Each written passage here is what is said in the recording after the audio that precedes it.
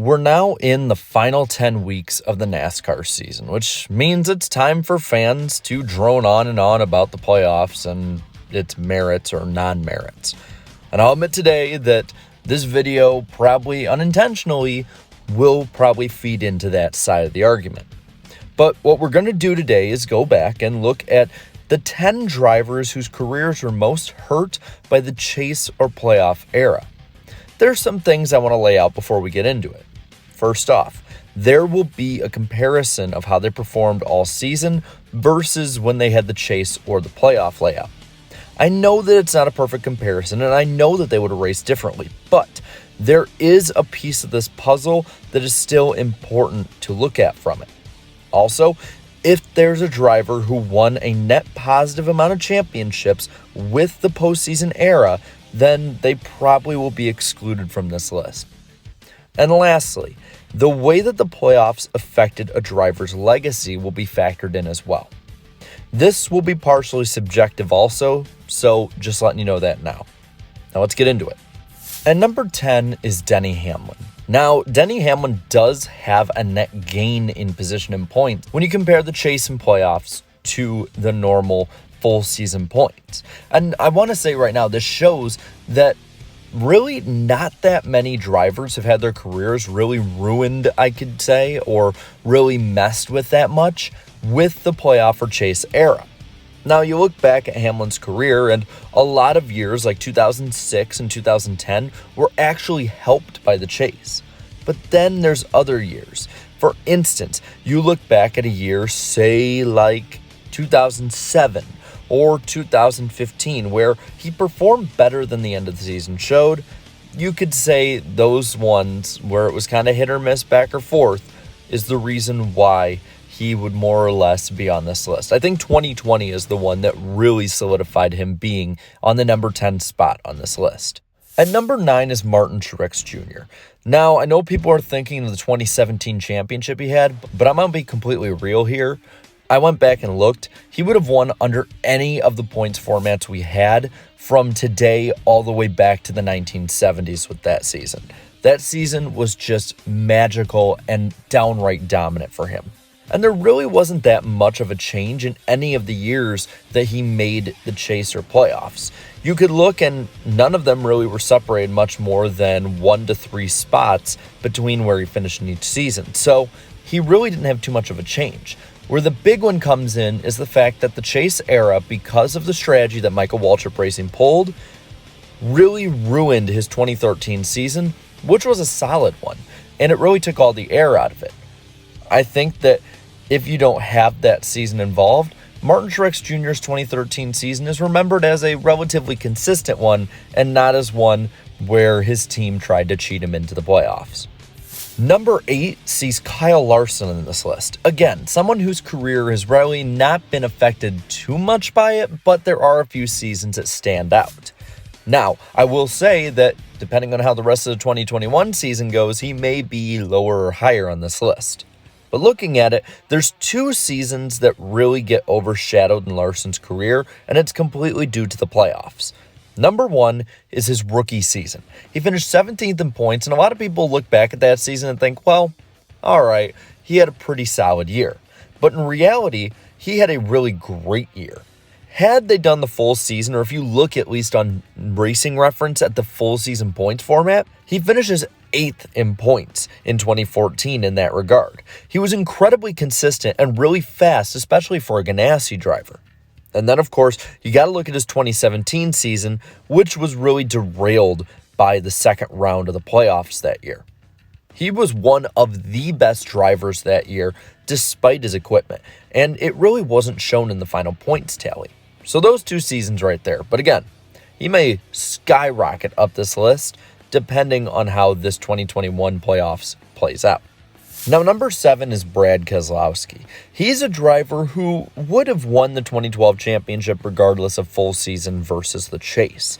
But you look at his career, and more often than not in the playoffs or the chase, he finishes lower than he would have finished otherwise. His net gain or loss is minus 1.3 positions in points. And there's a few seasons that are really big that he's been helped out by the playoffs. For instance, 2011 and 2020 are big ones. But there's other seasons that have looked relatively mediocre or lower due to not making the postseason or having a subpar postseason. 2013 is one you can look at. 2016 especially is one you can look at. And then you really can see that in 2014 and 15, he was one of the top 3 drivers who didn't even make the Final Four. So I'd say Brad Keselowski is not remembered for how great he has actually been in the 2010s because he doesn't perform in the postseason as well as other drivers do. At number 6 is Matt Kenseth. Tell me, when most fans, especially younger fans, think of Matt Kenseth, what do you really think about? Well, some of you newer ones might think about his abysmal 2020, but for a lot of fans, they think of his 2015 season, which really was a step out of character for Kenseth compared to literally the rest of his career. He had a great 2015 season going, but because of how that season ended out between he and Joey Logano and the rest of Penske, everybody remembers it for being the one where he crashes Logano, gets suspended, and at the end of the day finishes 15th in points. Entering the top 5, we have Jamie McMurray. Now, McMurray, of any of the drivers outside of the top 3, which I'll get to in a bit, outside of the top 3, he has the worst net loss of any driver when it comes to being affected by the chase or playoffs. Minus 3.3 positions on average. Now, in 2017, he had a top 10 season going, but most people don't remember it as in the playoffs, he ranked 12th.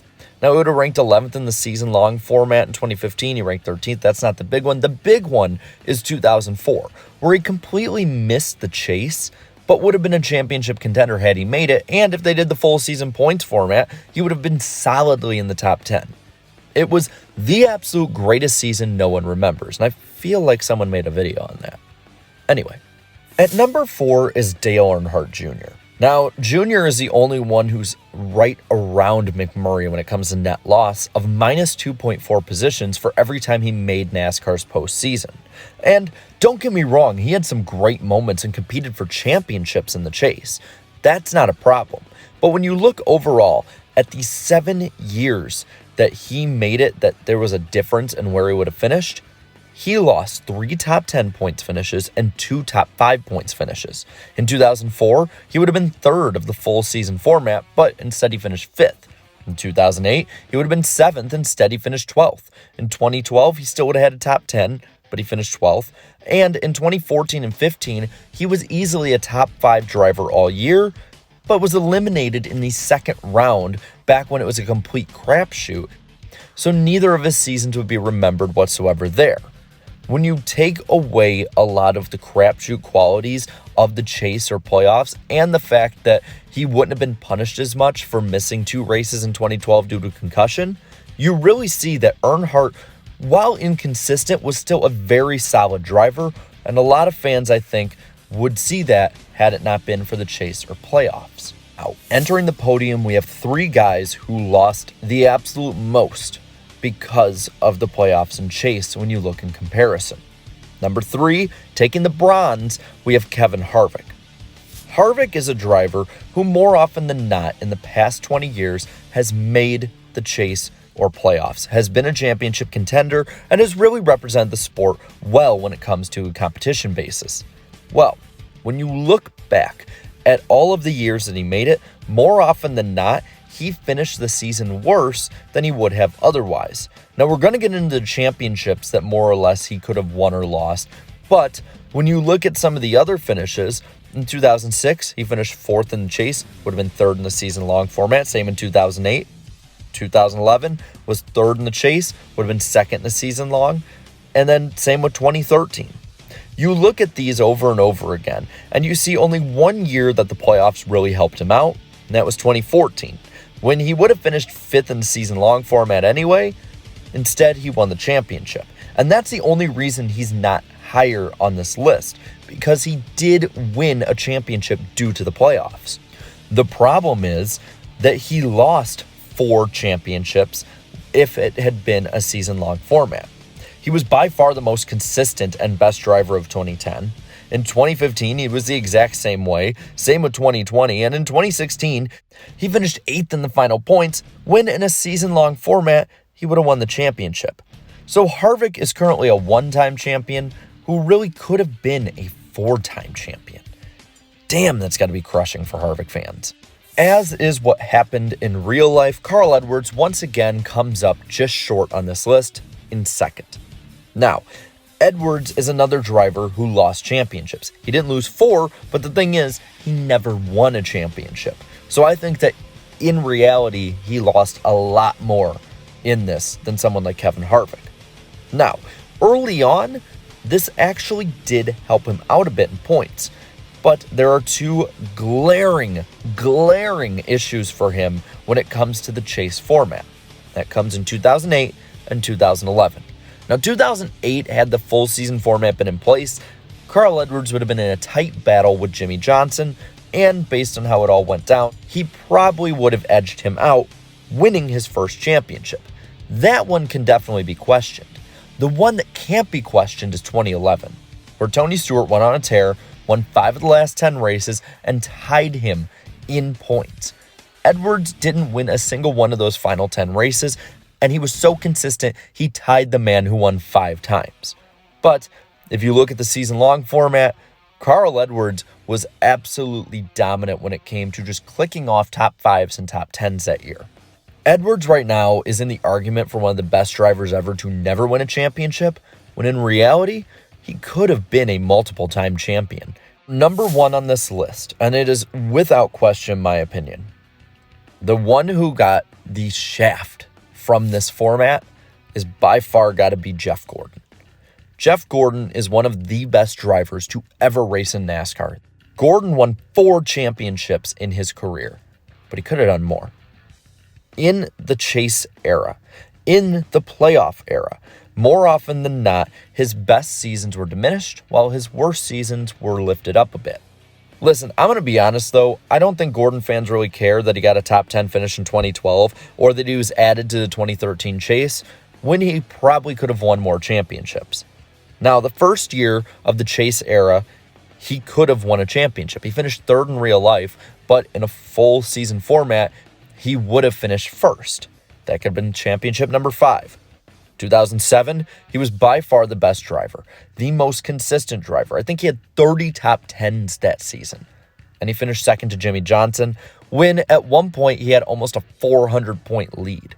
And then 2014, he had pulled away late in the season, even though he'd battled guys like Joey Logano and Dale Earnhardt Jr., and had everything played out as a full season format, he would have won his 7th championship. Instead, the closest that Gordon came to winning a championship in the playoff era was probably his worst season of that era, 2015. He finished 3rd in points, when in reality he would have been a low half top 10 driver. But I got to say, I think that missing out on the chance to be the 3rd 7-time champion in NASCAR history to join the likes of Richard Petty and Dale Earnhardt, I think that's more heartbreaking, and I think that's more punishing on a career than anybody else on this list. And with that, there you have it. Those, in my opinion, are the top 10 drivers who were most punished by the chase and playoff eras. Now, I know that you're probably going to disagree on some of them, so I want you to leave your top 10 in the comments below. These are strictly for Cup alone, so there might be Xfinity ones or truck ones that were punished more. But for now, leave your top 10 Cup ones in the comments below. While you're at it, leave a like on this video, share this video, and subscribe to my channel for more great NASCAR content. Also, thank you to everybody who has been a channel member. Your support is not unnoticed at all. Now, until next time, have a good one.